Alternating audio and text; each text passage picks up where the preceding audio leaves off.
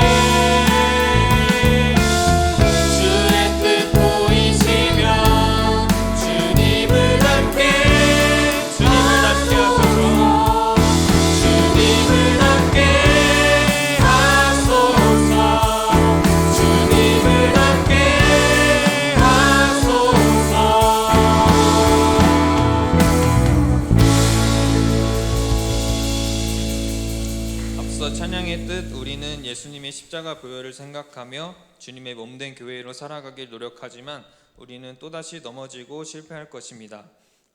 하지만 하나님은 절대 우리를 포기하지 않으십니다. 계속해서 찬양합시다.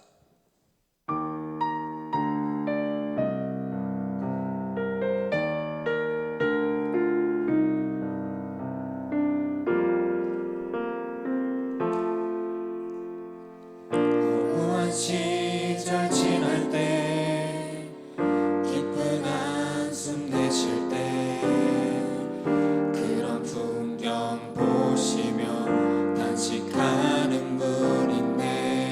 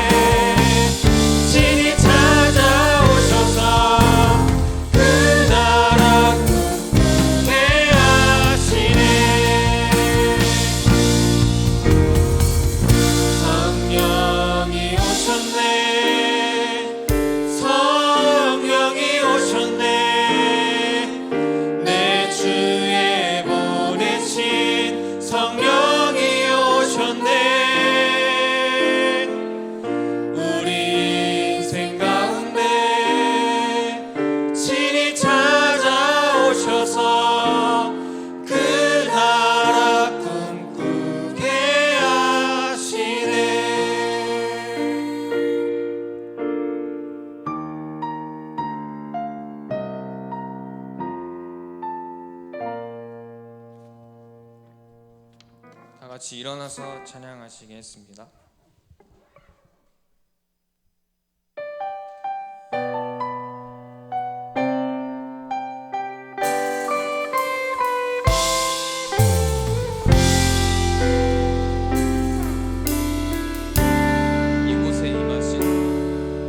이곳에 임하신 하나님 나라 가난한 마음으로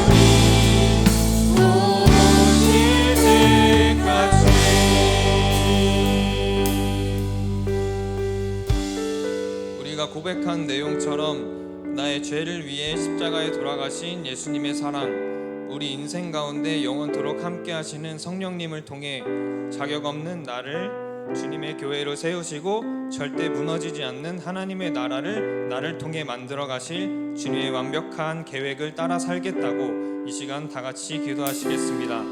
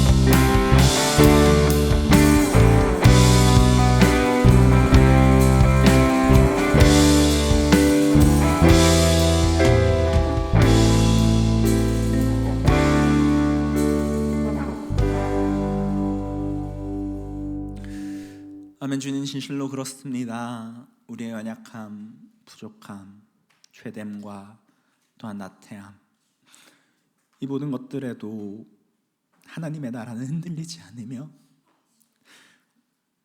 우리 공동체 가운데 이루실 아름다운 하나님의 교회 역시도 흔들리지 아니함을 믿습니다. 아버지, 오늘도 연약한 자들의 믿음을 붙잡으셔서 예배 가운데로 불러주신 주님, 우리의 마음을 다한 예배로, 우리의 전심을 다한 경배로 주님께 나아가오니 주님, 오늘도 우리에게 한없는 사랑으로 붙잡아 주시고 연약한 자의 모든 삶을 도우시고 함께 하시는 주님의 그 은혜를 깊이 경험하게 하여 주시옵소서. 오늘 우리의 모든 예배를 통해서 홀로 영광 받으실 주님의 이름만을 높이며 예수님의 이름으로 기도합니다. 아멘. 우리 사도신경으로 신앙 고백하겠습니다. 전능하사 천지를 만드신 하나님 아버지를 내가 믿사오며 그 외아들 우리 주 예수 그리스도를 믿사오니 이는 성령으로 잉태하사 동정녀 마리아에게 나시고 본디오 빌라도에게 고난을 받으사 십자가에 못 박혀 죽으시고 장사한 지 사흘 만에 죽은 자 가운데서 다시 살아나시며 하늘에 오르사 전능하신 하나님 우편에 앉아 계시다가 저희로서 산자와 죽은 자를 심판하러 오시리라. 성령을 믿사오며 거룩한 공회와 성도가 서로 교통하는 것과 죄를 사하여 주시는 것과 몸이 다시 사는 것과 영원히 사는 것을 믿사옵나이다. 아멘. 모두 자리에 앉으셔서 찬송가 288장 찬송하겠습니다.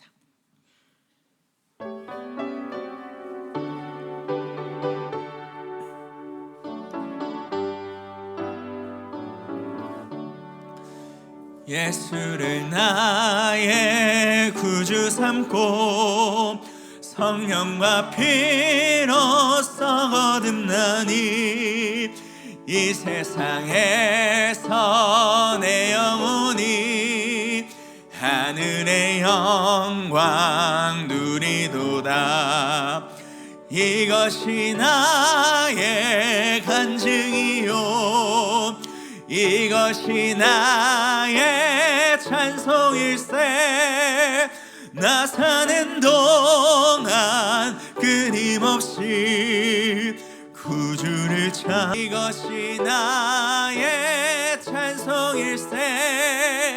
나 사는 동안 끊임없이 구주를 찬송하리로다. 아멘. 이 시간 예배를 위하여서 한지윤 자매 기도하겠습니다. 기도드리시겠습니다. 하나님 아버지, 오늘도 이렇게 교회에 나와 예배드릴 수 있게 해주심에 감사드립니다. 주님, 한 주간의 저희 모습을 돌아봅니다. 삶이 힘든다는 핑계로 주님께 소홀하지는 않았는지요. 나의 삶에서 나를 내려놓고 주님을 주인 삼아야 한다는 것을 머리로는 알고 있으면서도 정작 그렇게 살지 못하는 우리의 모습을 용서하여 주세요. 선선해진 바람이 가을이 성큼 다가왔음을 알리는 요즘입니다. 수학의 계절 가을을 맞이하며 지난 시간들을 돌아봅니다. 각자 올해 초에 계획한 것들이 알맞게 무르익고 있는지요. 이미 이루어진 것들에는 주님께 감사드리고 아직 이루어지지 않은 것에는 주님의 계획이 있음을 믿으며 담대히 나아가는 람청이 될 수 있게 해주세요. 이제 말씀을 듣습니다. 주님께 찬양 올리는 시더스와 시온, 예배를 준비하는 람청의 각 팀들, 언제나 람청을 위해 애써주시는 부장 장로님과 부장 집사님들, 이외에도 람청을 위해 기도해 주시는 모든 분들까지 이 예배를 위해 준비해 주시고 마음 써주시는 많은 손길들을 주님께서 기억하여 주세요.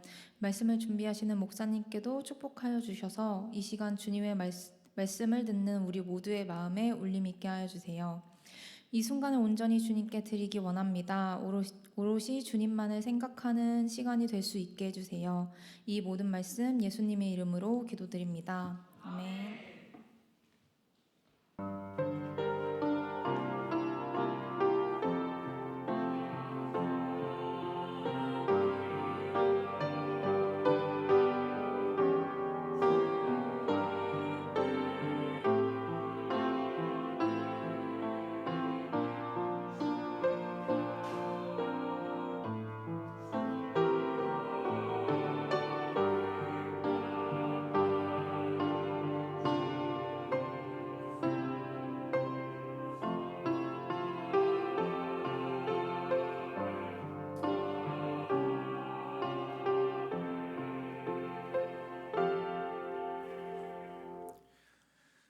오늘 우리에게 주신 하나님의 말씀은 신약성경 베드로후서 1장입니다.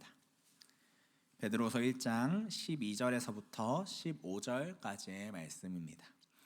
제 가진 성경으로는 신약성경 384페이지에 있습니다. 다 찾으신 줄로 알고 한 목소리로 봉독하겠습니다.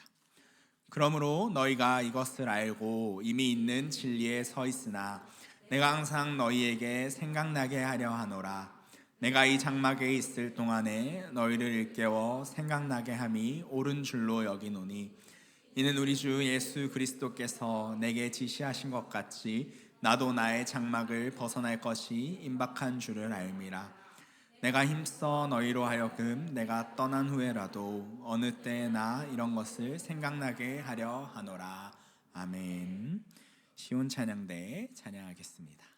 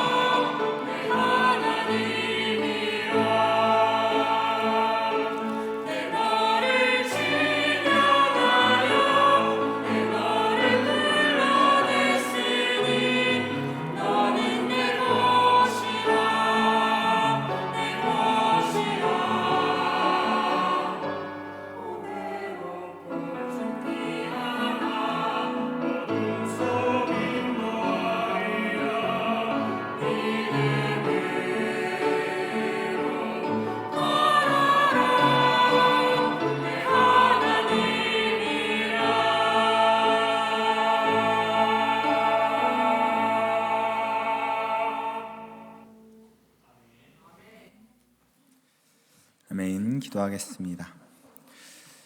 사랑해 주님 감사합니다. 아버지, 우리가 어떤 상황에 있든지 늘 동행할 것을 약속하신 하나님의 은혜를 우리가 고백합니다. 또한 무엇보다 이 놀라운 은혜를 찬양의 곡조에 담아 주님께 고백한 우리 사랑하는 시온 찬양대 찬양을 기쁘게 받아 주시옵시고, 이것이 또한 우리 사랑하는 람청의 고백이 되어서 어딜 가든지 주님께서 동행하시며 어딜 가든지 주님께서 지키심을 우리가 믿음으로 고백하며 우리의 삶 속에서 이제는 두려움을 벗어나 담대함과 확신 속에서 살아갈 수 있도록 주여 늘 함께하여 주시옵소서. 또한 우리를 붙잡으시기 위해 오늘도 우리에게 말씀을 허락하심을 감사드립니다. 우리가 말씀 가운데 주를 더 알게 하시고 우리를 향하여서 한없이 부으시는 주님의 사랑을 깨닫게 하셔서 오늘도 사랑으로 붙들린 자들이 될 수 있도록 주 은혜로 함께하여 주시옵소서.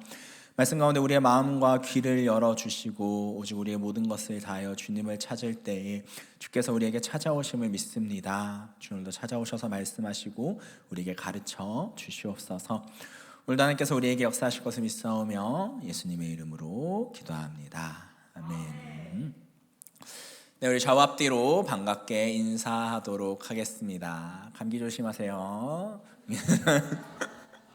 네. 여러분, 날씨가 이제 쌀쌀해요. 아침 저녁으로는 꽤나 쌀쌀한 날씨를 보내고 있는 와중에 특히 일교차가 굉장히 심해서 이제 건강 관리 잘 해주시고 항상 아프지 않고 이제 여러 가지 일들을 감당할 때 아프면 참 못하는 거에 서운하고 속상하기도 하지만 무엇보다 우리가 아프다는 이유로 우리의 신앙이 또한 멀어지지 않기를 바랍니다. 언제나 어디서나 우리의 신앙을 도우시는 그 하나님의 은혜로 또 우리의 모든 것을 지키시는 하나님의 돌보심으로 우리가 항상 건강히 신앙생활할 수 있는 여러분이 될 수 있기를 축복합니다. 역시 여러분은 꿈이 무엇인가요? 네, 되게 오랜만에 들어보죠. 누군가 나에게 최근에 꿈을 물었던 적이 있었나 싶을 정도로 굉장히 오랜만에 듣는 말인데, 사실 이 질문은 초등학교 때 혹은 청소년 시절에 굉장히 많이 듣던 말이고 많이 하던 질문이기도 합니다. 저도 이제 청소년 사역을 했을 때 그 대하는 친구들에게 항상 꿈을 자주 물어봤습니다. 근데 이렇게 청소년 친구들에게 꿈을 물어보셔봐서 알겠지만 대부분의 대답은 뭐냐면 모르겠는데요, 아니면 뭐 그런 거 없는데요 하는 친구들이 진짜 대부분이에요. 그리고 그 중에서 몇몇 친구들은 그나마 장래 희망을 이야기하는 친구들이 있어요. 저는 뭐가 되고 싶어요, 저는 뭐가 꿈이에요, 이렇게 이야기하는데 저는 이제 그렇게 대답하는 친구들한테 다들 이야기합니다. 직업은 꿈이 아니야. 왜냐하면 꿈이라는 것은 그 특정 순간에 이루어졌을 때 그러면 꿈이 사라지게 되는 건데, 꿈이라는 것은 단순히 어떠한 직업, 어떠한 특정 시점에서의 무언가라기보다는 우리의 삶 전체를 통해서 이루고자 하는 것이기 때문에 사실 직업은 꿈을 이루는 수단일 뿐이지 그건 꿈이 될 수 없어 라고 이야기를 했습니다. 그래서 저는 이제 여러 청소년 친구들에게 꿈에 대해서 묻기 위해서 좀 다른 형태의 질문으로 많이 물었는데요. 그게 뭐냐면 너는 그러면 죽기 전에 사랑하는 사람에게 어떤 말을 남기고 싶어? 혹은 묘비에 어떻게 적혔으면 좋겠어? 라는 질문으로 꿈을 물어봤었습니다. 여러분은 어떠신가요? 여러분은 묘비에 적는 한 줄, 여러분이 기억되기를 바라는 한 줄이 있다면 무엇일까요? 사실 이 질문을 돌아보게 되면 우리는 한번 우리의 삶 전체를 돌아보게 되고 우리의 남아있는 삶을 통해서 우리가 무엇을 이룰지를 한번 생각하게 됩니다. 내가 무엇을 원하고 또 내가 무엇을 남기고 싶은지 말이죠. 사람은 마지막이 다가왔다라는 걸 느낄 때 그 마지막 순간이 모든 것을 돌아보게 하고 또한 그 사람의 마지막 말은 그 사람의 삶 전체를 통해서 느낀 걸 남긴 말일 것입니다. 오늘 우리가 함께 읽은 베드로 후서는 사도 베드로의 마지막 편지로서 그의 삶을 전체를 관통하는 고백이 담겨 있는데 그의 삶이 스스로 평가 내리기를 스스로 남기기를 어떠한 것으로 고백하고 있는지를 우리 오늘 함께 살펴보기를 원합니다. 이 베드로후서는 여러 교회, 그 당시에 있었던 초대 교회 여러 성도들에게 보내는 사도 베드로의 편지입니다. 이 베드로는 삶의 마지막이 다가옴을 느껴서 이 초대교회 성도들에게 이 마지막 서신을 보내는 이유를 오늘 함께 읽은 말씀 12절에서 이렇게 말하고 있습니다. 그러므로 너희가 이것을 알고 이미 있는 진리에 서 있으나 내가 항상 너희에게 생각나게 하려 하노라. 베드로는 너희에게 내가 지금부터 새로운 걸 알려줄게 라고 이야기하지 않고 그들이 이미 알고 있는 진리, 여러분 이거를 잘 알고 있다라는 걸 알고 있습니다. 저도. 하지만 저는 한 번 더 이야기합니다 라고 말합니다. 이 초대교회의 성도들, 그리고 사실 지금을 살아가고 있는 우리들도 너무나 잘 알고 있는 그 진리의 내용은 조금 앞에 있는 베드로후서 1장 4절에서 이렇게 기록되어 있습니다. 이로써 그 보배롭고 지극히 큰 약속을 우리에게 주사 이 약속으로 말미암아 너희가 정욕 때문에 세상에서 썩어질 것을 피하여 신성한 성품에 참여하는 자가 되게 하려 하셨느니라. 우리가 알고 있는 진리, 사도 베드로를 통해서 전달되고 초대교회 성도들과 지금으로부터 이어져 온 이 진리는 뭐냐면 세상에서 썩어질 것을 피하여 신성한 성품에 참여하는 것, 즉 그리스도께서 우리를 세상에서 구분된 자들로 살아가게 한 것, 바로 그것입니다. 세상을 따라서 살지 않으신 예수님께서는 또한 그를 믿는 모든 자들 역시도 이 썩어질 세상에서 구분하시고 이제는 영원하고 거룩한 하나님 나라의 방법대로 살아가는 그리스도인이 되게 하셨기 때문에 사도 베드로가 말하는 우리가 굳게 알고 있는 이 진리, 이것이 세상에서 구분되는 그리스도인의 참 모습임을 다시 한번 이야기하고 있습니다. 사실 이 말은 처음 듣는 말도 아니고 어색하거나 낯선 말도 아닙니다. 아마 사도 베드로도 초대교회에 있는 성도들에게 수없이 반복해서 이야기했던 말일 것입니다.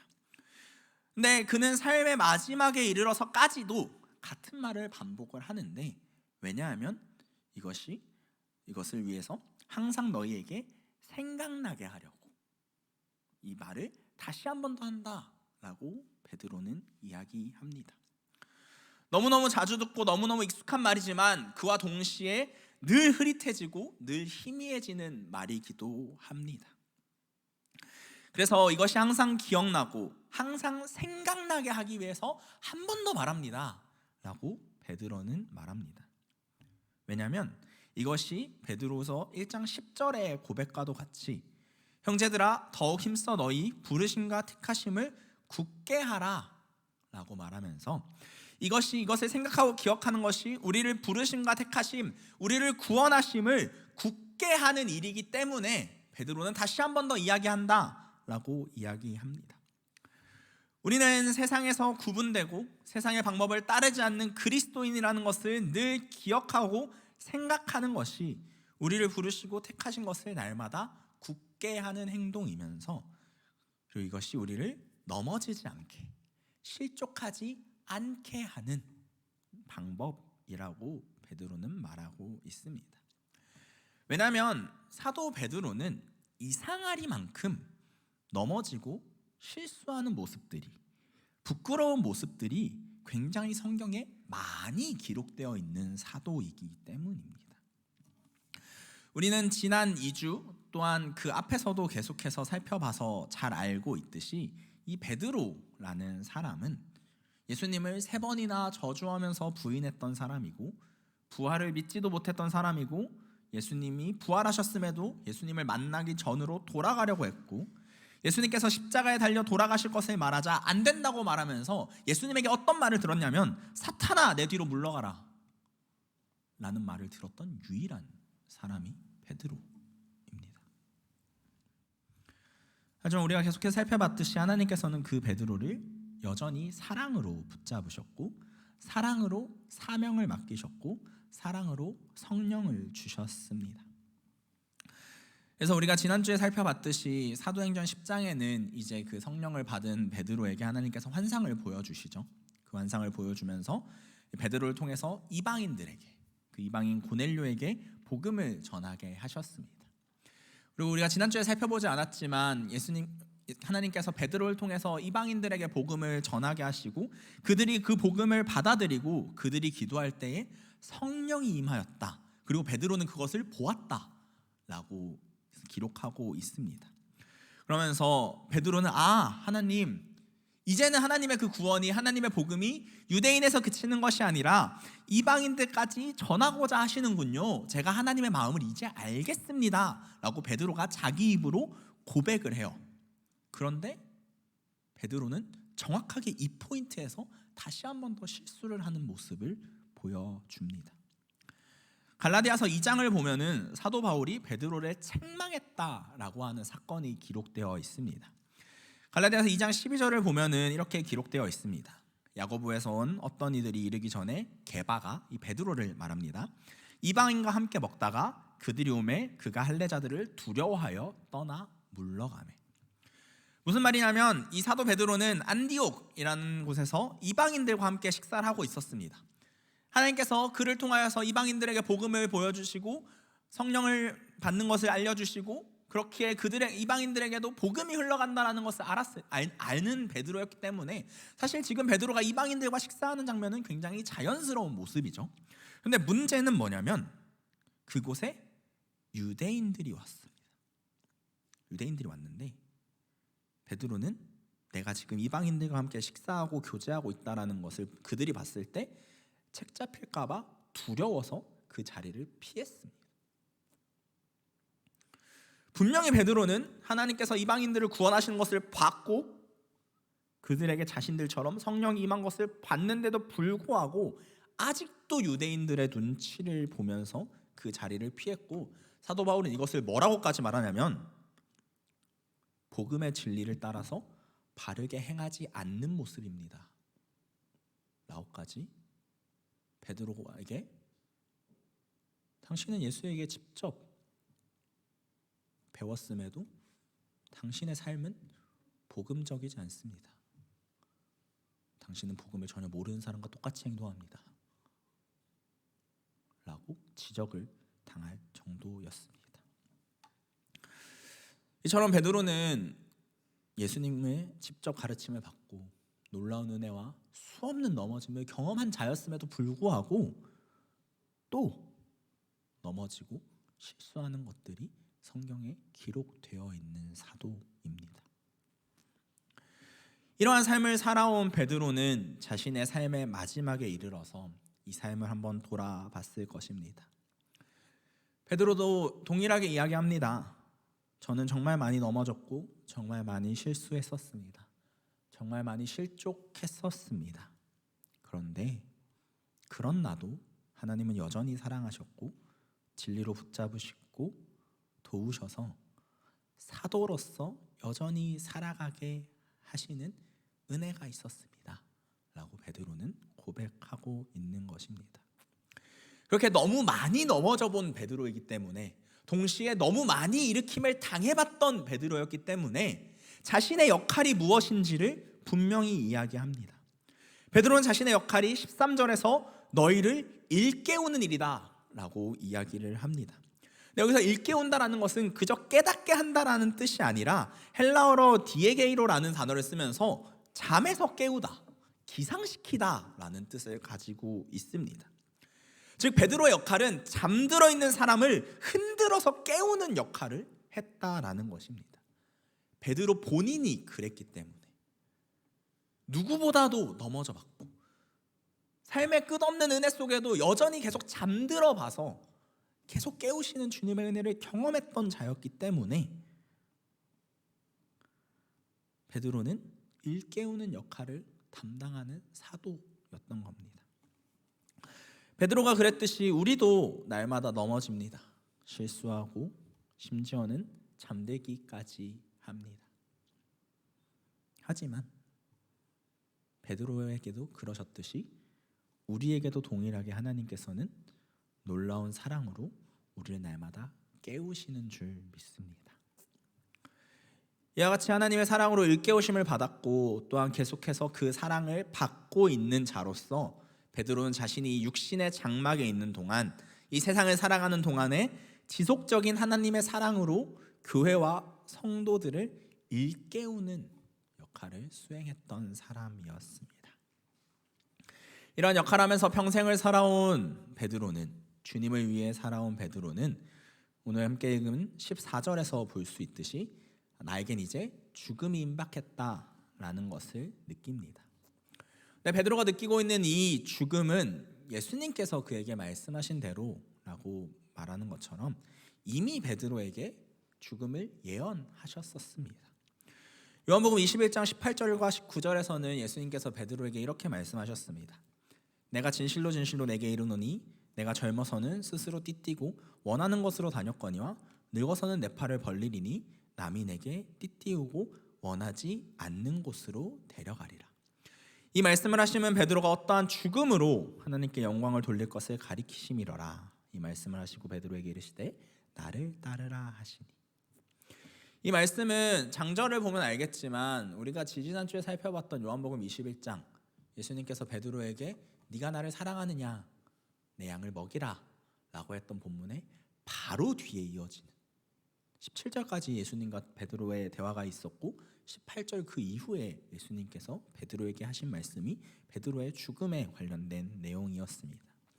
예수님은 베드로의 죽음을 이렇게 말씀하십니다. 너가 죽을 때는 네 팔을 벌리고 남에 의해서 원하지 않는 곳으로 끌려갈 것이다 라고 말하면서 어떻게 보면 굉장히 비참할 수 있는 그의 죽음을 예언하셨습니다. 실제로 초대 교부들의 전승에 따르면은 초대교회의 지도자였던 이 베드로는 로마의 탄압과 압제로 인해서 순교를 당했고 십자가형에 처해졌다라고 합니다. 그런데 놀라운 것은 예수님께서는 베드로의 그 죽음, 가장 비참할 수 있었던 그 죽음이 하나님께 영광이다라고 말씀을 하십니다. 예수님이 이미 그의 죽음에 대하여서 말씀하셨기 때문에 그 삶 전체를 통해서 그 사랑을 깊이 경험하고 주님께서 말씀하신 것이 나에게 그대로 이루어짐을 경험하고 깨달은 베드로는 이제는 죽음을 앞에 두고 두려워하지 않습니다. 내가 죽을 걸 느끼고 있지만 지금 나는 두려워하고 이 죽음을 멀리하기 위해서 뭔가를 하는 것이 아니라 그저 주님께서 나에게 맡기신 일을 합니다 라는 고백이 오늘 베드로후서 1장에 담겨 있는 것이죠. 베드로는 자신의 죽음의 형태가 무엇이든지 간에 남이 나를 원하는 대로 끌고 가든 비참한 죽음이더라도 상관없이 자신의 죽음이 하나님께 영광이 될 것이기 때문에 두려워하지 않습니다. 사실 우리는 여기서 놀라운 사실을 발견할 수 있습니다. 성경에 계속해서 나타난 사도 베드로의 가장 주된 연약함은 뭐였냐면 두려움이었습니다. 베드로의 두려움의 역사를 살펴보면 이렇습니다. 베드로는 예수님과 같이 물 위에 섰습니다. 두려워서 빠졌어요. 자신이 예수님의 제자라고 추궁하는 자들을 두려워해서 예수님을 저주하고 부인했습니다. 예수님께서 부활하셨음에도 유대인들을 두려워해서 문을 잠고 숨었고 이방인에 대한 하나님의 마음을 알았음에도 유대인들을 두려워해서 그 식사 자리에서 도망쳤습니다. 베드로는 굉장히 두려움이 많은 사람이었습니다. 그를 언제나 넘어지게 하는 건 그의 두려움이었습니다. 그런데 베드로의 삶의 마지막의 고백을 보면 모든 인간들이 동일하게 두려워하는 것인 죽음을 도리어 두려워하지 않고 있는 걸 우리는 볼 수 있습니다. 우리가 지난주에 살펴봤듯이 두려워하던 베드로에게 성령이 임하여서 그 절기에 모인 수많은 경건한 유대인들도 이스라엘의 최고 권력인 산헤드린도 두려워하지 않았던 베드로는 이제는 죽음조차도 두려워하지 않는 모습으로 삶의 마지막을 맞이하고 있는 것입니다. 왜냐하면 이 베드로에게는 예수님께서 이루신 놀라운 소망이 있었기 때문인데 이것이 11절에서는 이렇게 기록됩니다. 이같이 하면 우리 주 곧 구주 예수 그리스도의 영원한 나라에 들어감을 넉넉히 너희에게 주시리라. 우리는 베드로의 이야기를 살펴보면서 결국 하나님의 사랑이 그를 어디까지 붙잡으셨는지를 볼 수 있습니다. 예수님께서 베드로에게 우리들에게 베푸신 죽음을 두려워하지 않는 사랑은 또한 우리를 위해서 죽음을 이기시고 부활하신 놀라운 소망이 되었습니다. 이 놀라운 사랑으로 붙드시는 자는 모든 두려움, 공포, 심지어 죽음의 두려움에서까지 자유하게 되는 소망, 그 소망을 가지게 되었습니다. 이 베드로라는 연약한 한 사람에게 행하신 주님의 사랑의 결과는 그저 연약할 뿐이었던 한 명의 사람이 그리스도의 제자가 되고 더 나아가 그리스도와 같이 되는 것으로 이어졌습니다. 이렇게 평생을 사랑으로 붙들림을 받은 베드로는 15절에서 이렇게 말합니다. 내가 힘써 너희로 하여금 내가 떠난 후에라도 어느 때나 이런 것을 생각나게 하려 하노라. 문장의 정확한 내용은 다르지만 그 내용을 봤을 때 사실 되게 우리에게 익숙한 말씀입니다. 예수님께서 제자들을 떠나시며 마지막에 하신 말씀이 내가 성령을 보내어 내가 가르쳐 너희에게 말한 것을 생각나게 하고 지키게 하리라. 예수님께서 제자들에게 하신 말씀, 베드로에게 하신 놀라운 것들이 이제는 베드로를 통해서 이어져 가고 있는 것을 우리는 봅니다. 베드로의 삶은 사랑으로 붙들림을 받은 삶이었고 그 삶의 마지막 말은 예수님께서 베드로에게 하신 말과 같이 내가 떠난 이후에도 남은 성도님들, 그리스도인인 여러분들은 또한 나와 같이 사랑에 붙들려서 그리스도인의 삶을 살아가십시오 라는 권면이었습니다. 우리는 베드로의 삶을 3주간 살펴봤습니다. 평생을 주님의 사랑에 붙들려 온 너무나 연약하고 초라한 한 제자의 삶은 이제 그 마지막에 이르러서는 그리스도인의 삶이 되었고 곧 이것은 그리스도의 삶이 되었습니다. 베드로는 이 삶의 마지막을 바라보면서 자신의 삶을 장막이라는 단어로 표현합니다. 그리고 우리가 살펴보았듯이 하나님께서는 이 베드로라는 한 사람의 인생을 그의 장막을 사랑으로 붙드셨기 때문에 그의 삶은 사랑의 장막이 되었습니다. 그 사랑의 장막 안에서 이제는 자신의 죽음조차도 하나님의 영광을 위하여서 조금도 두려워하지 않고 기꺼이 주님께 드리는 자, 그리스도를 닮은 자가 된 베드로입니다. 우리는 죽음조차도 하나님의 영광을 위해서 드린 분을 또 알고 있습니다. 예수 그리스도. 그렇게 예수님께서는 베드로의 마지막을 예언하시며 요한복음 21장에서 이렇게 말씀하십니다. 이 말씀을 하시고 베드로에게 이르시되 나를 따르라. 베드로야, 너는 너의 죽음조차도 하나님의 영광을 위해 될 것이니 나의 죽음이 그리했듯이 너의 죽음도 그리할 것이고 나의 삶이 그리했듯이 너의 삶도 그리할 것이니 나를 따르라. 내가 걸어갔던 그 길을 너도 걸어와라.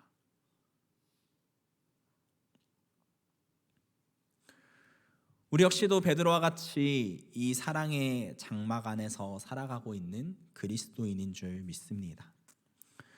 우리의 수없는 넘어짐과 연약함과 두려움에도 여전히 우리를 붙잡고 계시는 그 놀라운 사랑이 사도 베드로를 변화시켰듯 우리 역시도 변화시켜감을 믿습니다. 오늘도 우리에게 베드로를 붙잡았던 하나님의 그 놀라운 사랑이 더해지고 있음을 늘 기억하시기를 바랍니다. 베드로의 삶을 통해서 우리가 살펴보았듯이 사랑을 받은 자, 그의 모습은 결국 사랑을 행하는 자가 됩니다. 사랑은 언제나 사랑을 낳습니다. 그렇게 우리의 모든 삶이 끝나기까지 우리에게 사랑을 공급하시는 주님께 붙들려서 그 사랑의 결과로서 우리 역시도 우리 삶을 통해서 놀라운 사랑의 열매를 맺기를 소망합니다. 말씀을 맺겠습니다. 제가 이 설교를 시작하면서 여러분에게 물었습니다. 여러분의 꿈은 무엇인가요? 라고. 그리고 우리는 여기서 한 가지 또 다른 고민을 해봤으면 좋겠습니다. 그렇다면 우리에게 한없는 사랑을 베푸시고 있는 하나님의 꿈은 무엇일까요? 에베소서에서는 이렇게 기록합니다.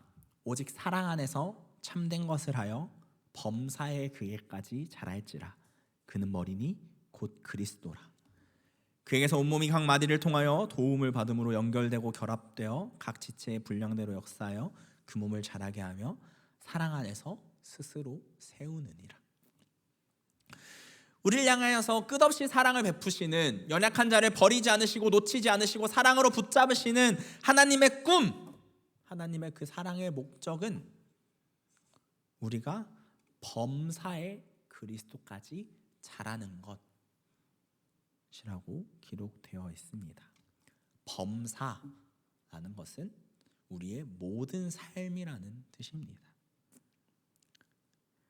우리의 모든 삶은 하나님의 뜻을 이루기 위한 수단입니다. 직업이 꿈을 이루기 위한 수단이듯 우리의 모든 삶은, 우리의 모든 범사는 하나님의 뜻을 이루기 위한 수단입니다. 사랑하는 여러분, 우리의 모든 삶은 사랑 안에서 사랑에 붙들린 삶입니다. 계속해서 모든 삶이라고 여러분에게 말씀드리는 건 단순히 우리가 교회에서만이 아니라 우리가 일상 속에서 주님을 찾고 신앙적인 무언가, 종교적인 무언가를 할 때만이 아니라 우리의 너무나 익숙하고 하나님이 전혀 없는 것만 같은 그 일상 속에서 학교를 다니고 회사를 다니고 때로는 우리가 하나님 앞에 살아감에도 불구하고 하나님이 아닌 다른 것들을 택할 때도, 하나님의 뜻이 아닌 다른 것들을 바라볼 때조차도 사랑으로 주님께서는 우리와 함께 하고 계시면서 베드로에게 그렇게 하셨듯이 너무나 연약한 한 사람이 결국 그리스도와 같은 모습으로 그 삶을 마무리할 때까지 우리의 모든 삶을 돌보시면서 그리스도와 같이 자라가게 하실 줄을 믿습니다. 너무나 사랑하는 청년 여러분, 너무 사랑하는 남청 여러분, 우리의 모든 삶은 그리스도의 사랑에 붙들린 삶입니다. 지금 여러분의 모습이 어떻든, 여러분이 그 하나님의 사랑 앞에 어떤 모습이든 넘어지고 또 넘어져도 우리를 절대 놓지 않으시는 그 하나님의 말도 안 되는 사랑이 지금도 여러분의 삶에 부어지고 있음을 기억하시기를 바랍니다. 이제는 우리의 삶이 하나님의 사랑에 붙들린 삶이라는 것을 이제는 깨닫고 이제는 기억하고, 그렇게 우리의 삶의 목적과 우리의 삶의 방향이 하나님께서 원하시고 하나님께서 바라시는 그 방향으로 나아가기를 원합니다. 그것은 범사에 그에게까지 자라는 것, 우리의 모든 삶이 그리스도까지 자라가는 것, 그리스도인이 가장 그리스도인다운 모습인 그리스도다워지는 것, 그것이 오늘도 우리를 사랑으로 붙잡으시는 하나님의 꿈이자 하나님의 목표요, 그 사랑의 결과입니다. 하나님께서는 우리를 사랑으로 붙잡으시면서 자라게 하십니다. 또한 사랑 안에서 우리를 세워가십니다. 오늘도 그 사랑을 붙잡고 그 사랑을 의지하며 그리스도인의 삶을 살아가는 여러분이 되시기를 주님의 이름으로 축원합니다. 우리 함께 찬양하고 주님 앞에 기도하며 나아가기를 원합니다. 삶의 모든 연약함 속에서도 그의 모든 삶을 붙잡으시고 세우셨던 베드로의 고백과 같이 우리의 모든 삶의 고백도 주님, 우리가 세상의 어떤 것이 아니라 나의 연약함이 아니라 주님만 의지하고 주님의 사랑만 붙들게 하여 주시옵소서. 이 놀라운 고백 찬양 가운데 담아 주께 드리기 원합니다.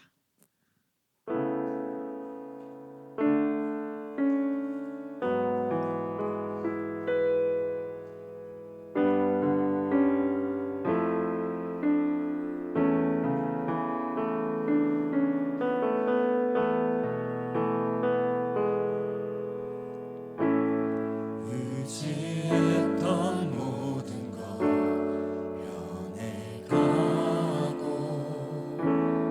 억울한 마음은 커져가네.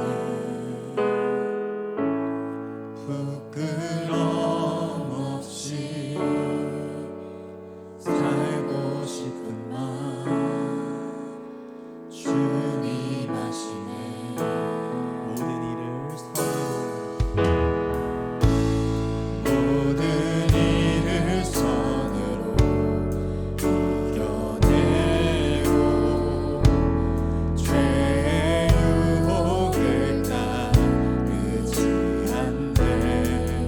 나를 구원하신 영원한 그 사랑 크신 은혜 날 붙드시네. 주어진 내 삶이 작게만 보여도 선하신 주 나를 이끄신 보내 주님을 보시는 주님만 따르네. 날 택하신 주만 의지해. 보이는 상황에 무너질지라도 예수 능력이 나를 붙드네. 보이지 않아도 주님만 따르네. 내 평생 주님을 노래하리라. 모든 일을 선으로 이겨내고 모든 일을 선으로 이겨내. 죄의 유혹을 따르지 않네. 나를 구원하신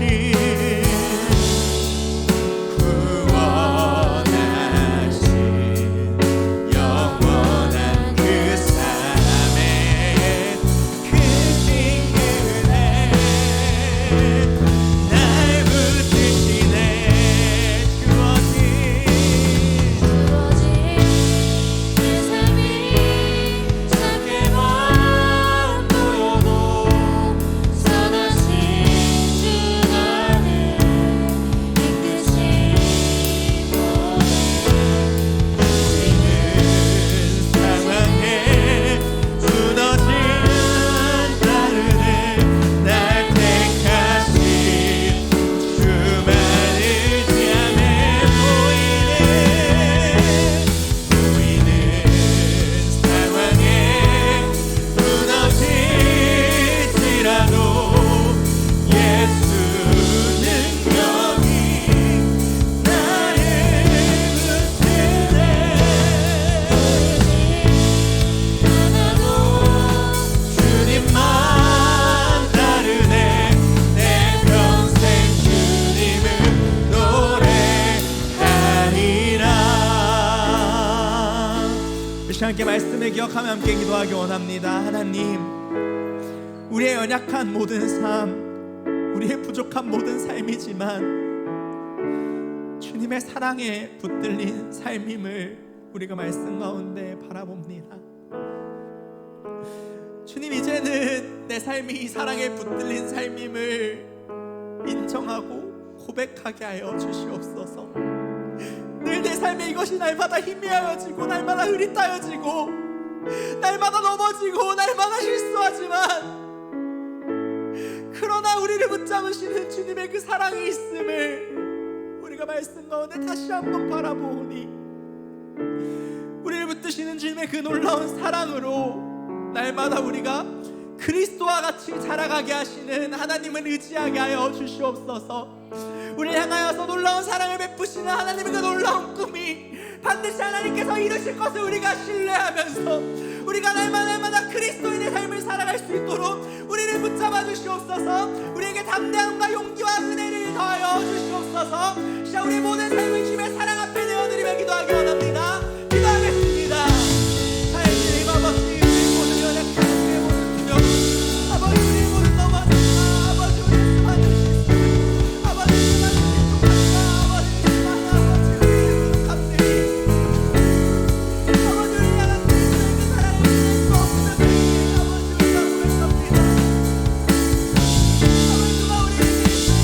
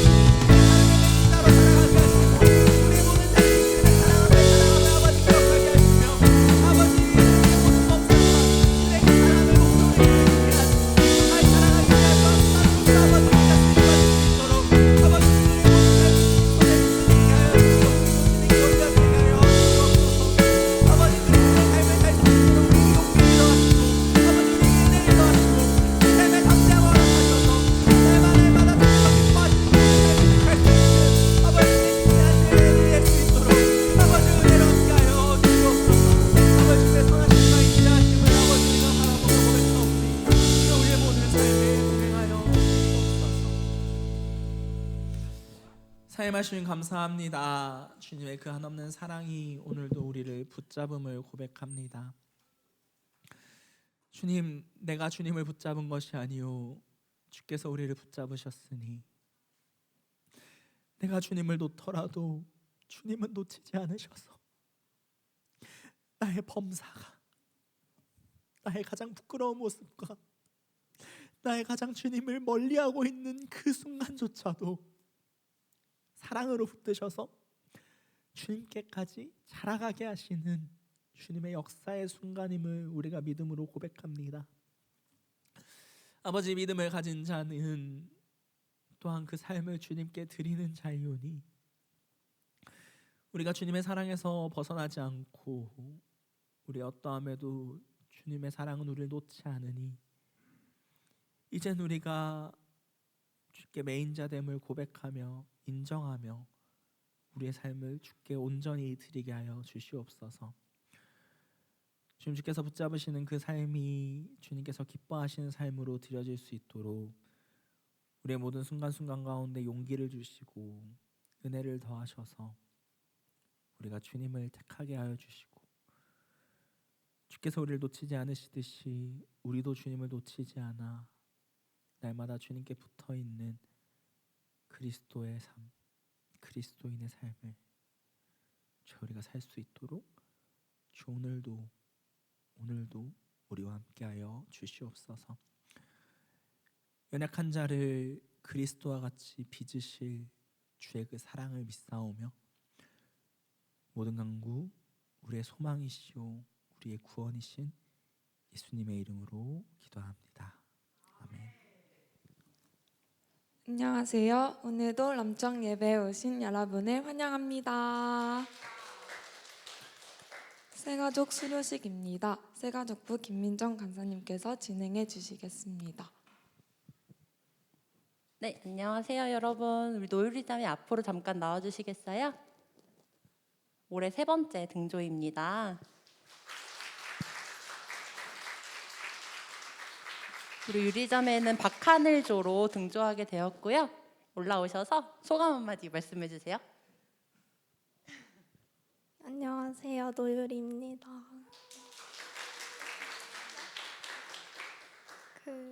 처음에 람원 교회 올 때 너무 어색하고 좀 걱정 많이 됐는데 새가족부 섬겨주시는 분들이 너무 잘해주셔서 감사했고 조탄방 했을 때도 다들 반겨주셔서 좋았습니다. 앞으로 잘 부탁드립니다. 우리 함께 축복송 불러드릴게요.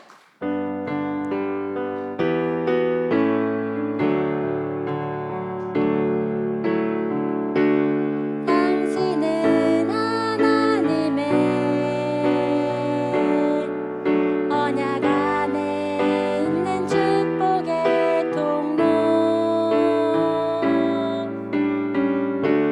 당신을 통하여서 열방이 주께 돌아오게 되리. 목사님 기도해 주시겠습니다.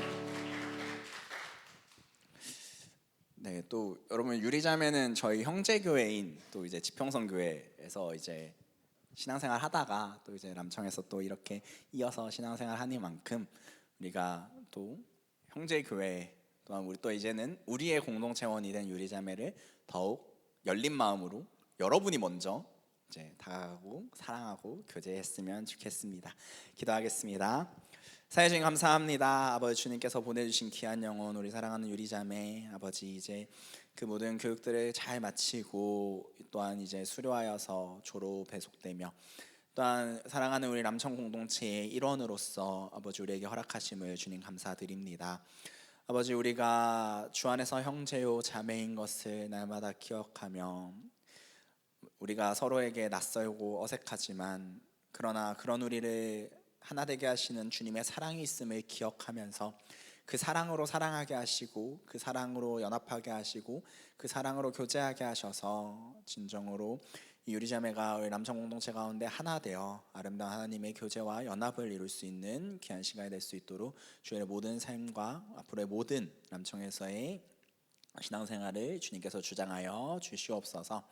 날마다 그 믿음이 자라가게 하시고 또한 남청 공동체 가운데 귀한 섬김과 또 하나님의 뜻을 더욱더 알아가는 것들이 더해질 수 있도록 주께서 사랑하시는 주의 딸의 모든 삶을 주장하시고 동행하여 주시옵소서. 우리 가운데 새로운 영혼을 허락하시는 주님의 놀라운 사랑과 은혜에 감사와 감격을 드리며 모든 강구를 사랑하시는 예수님의 이름으로 기도합니다. 아멘. 네, 너무 축하하고 환영합니다.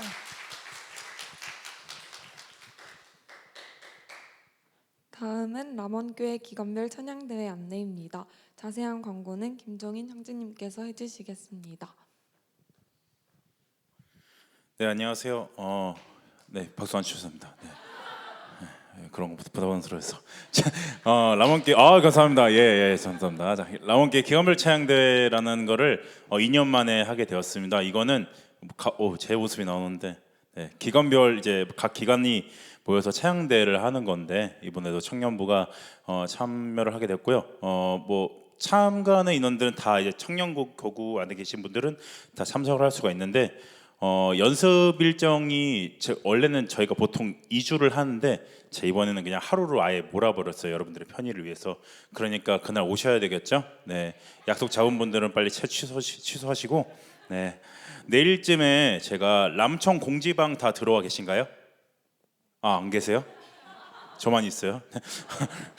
공지방 계실 텐데 거기에 곡이랑 참가 여부 투표를 좀 진행을 할 텐데요. 저희가 그날 저녁도 드리고 좀 간식거리도 이렇게 챙겨 드릴 거니까 그것 때문에 인원이 좀 필요합니다. 그래서 내일쯤에 투표를 올릴 건데 최대한 빨리 좀 투표가 마무리돼서 인원을 확정 지을 수 있게 투표 부탁드리겠고요.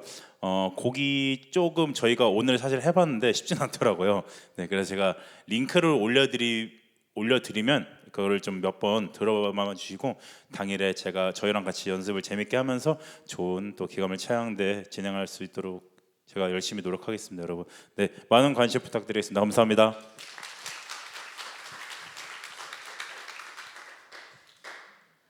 다음은 9월 원래의 안내입니다. 오늘 예배 후 4시 10분 청년교구실에서 진행됩니다. 간사 리더 팀장님들은 참석해 주시기 바랍니다. 이번 주 람청 생일자는 40기 양예선 자매, 46기 강동훈 형제, 38기 양은선 자매, 33기 이영진 형제입니다.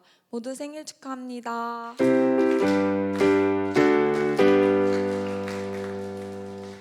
그럼 이번 주도 건강하고 은혜로운 한 주 보내시길 바라며 다음 주에 만나요.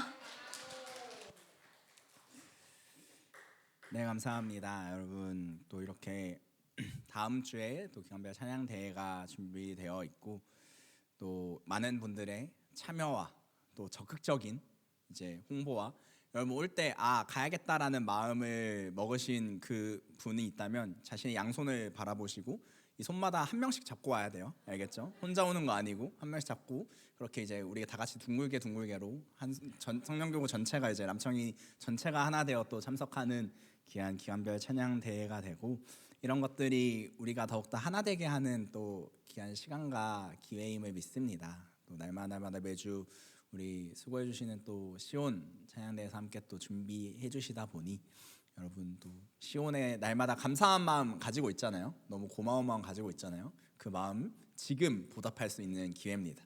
그렇기 때문에 여러분 또 많은 참여 부탁드리도록 하겠습니다. 네, 다른 광고는 주보를 참고해 주시고 우리 이 시간 찬송가 50장 찬양하면서 준비한 헌금 주님께 드리도록 하겠습니다.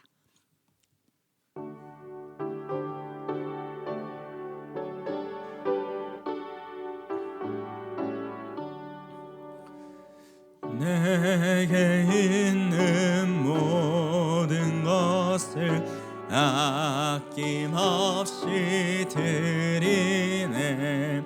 사랑하고 의지하며 주만 따라 살리라. 주께 드리네. 주께 드리네. 사랑하는 구주 앞에 모두 드리네.